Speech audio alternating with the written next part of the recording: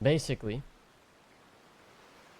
all right, Zahn and Ricky were hanging out with Junior and Courtney.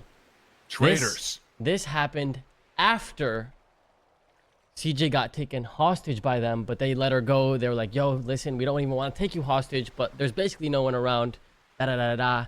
Job was already hit. They couldn't do it. So, you know, she was taken hostage, but not really. Later on that day, Zahn and Ricky are in the backseat of a car. Whose car? Whose car? They're in the back of a car with Junior and Courtney again. Okay? And these guys, they pull up to CJ. Zahn and Ricky sitting there quiet, little mice in the back, not saying a fucking peep. Fucking seat. All right? While Junior and Courtney say, CJ, we're taking you hostage, buddy. Get in the trunk. All right? CJ notices Zahn in the back. Says, I'm not getting in the fucking trunk being taken hostage with Zahn in the job. That's just not happening. And they say, okay, what about your fucking passenger? Passenger is Marlo. Then finally Zahn decides to shake his head no, as if they don't want it to happen. Da-da-da-da, bullshit. Okay? But the idea was there. It's fucking treason.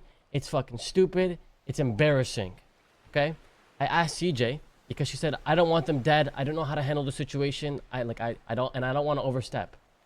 I said, CJ, if that happened to me, what would happen? They said, they would die. If it happened to Clark, what would happen? Yeah, they would die. If it happened to the Dons, what would happen? Yes, they would die. I said, CJ, you're an enforcer. Why do they not die if it happens to you? Right? Even the joke about being taken hostage, even the idea about being taken hostage, and you're involved in that, why do they not die? Right? So the conclusion and the punishment that came about, because she said she doesn't want to kill them if she doesn't have to. I said, okay, but if they're going to be punished, they have to get a punishment that lasts forever.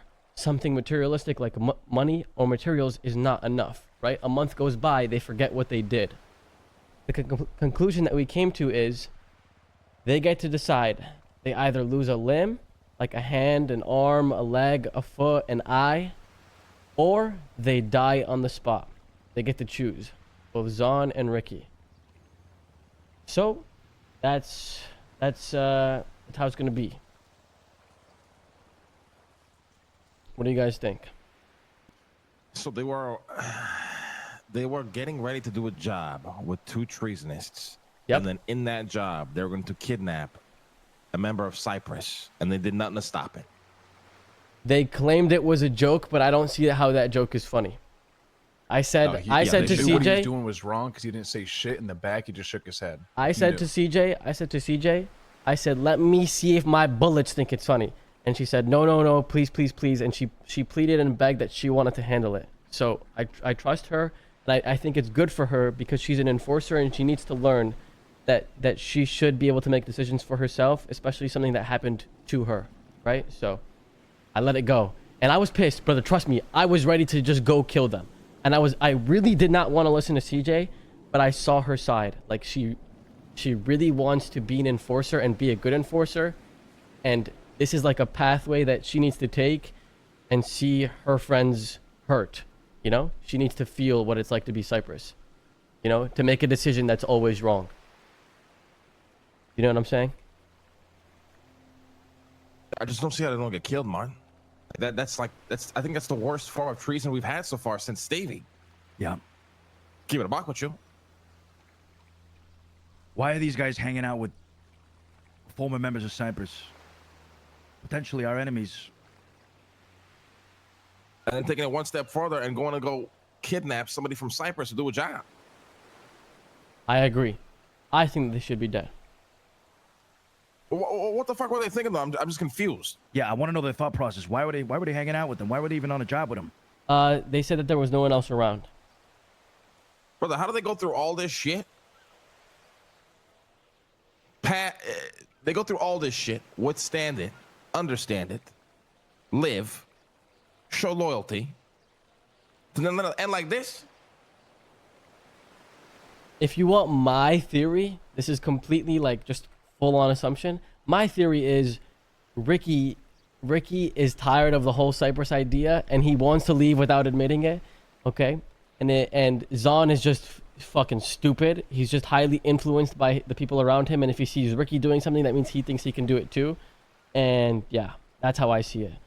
But I mean, now they get to choose, right? So if my theory with Ricky is right, he gets to fucking leave with the bullet, and Zahn loses a fucking arm. And then if Zahn really doesn't fucking get it, he dies. What makes you say Ricky wants to leave I want Cypress? to put a fucking knife in Ricky's neck. Ricky wanting to leave Cypress? Yeah. I think he likes the X404 way too much. It was Larry and Bubbles thing. What? Well, what do Larry and Bubbles think about this shit? Well, Bubbles doesn't know. CJ brought it to me, and when she first approached me, she said, like, what are my capabilities of enforcer and this and that. So, you know, I kind of wanted to like leave the situation to her and not have like outliers or like, you know, outside perspectives like swaying her decision and stuff. That's why, you know, I've been keeping it on the low, and then I bring it to you now. So, but Larry does know, and he said, I can't believe it's them. You know, like out of everyone that would do that, he wouldn't expect them to be in this situation. I mean, he took out his gun. You know, he sees it the same way we do. Yeah, like he wants them dead as well. Yeah. Bubbles doesn't know. So you guys fucking handle it. I'm gonna go right out on fucking Courtney and the other fuck though. For sure, I'm gonna take those motherfuckers out myself, brother. All right, fantastic.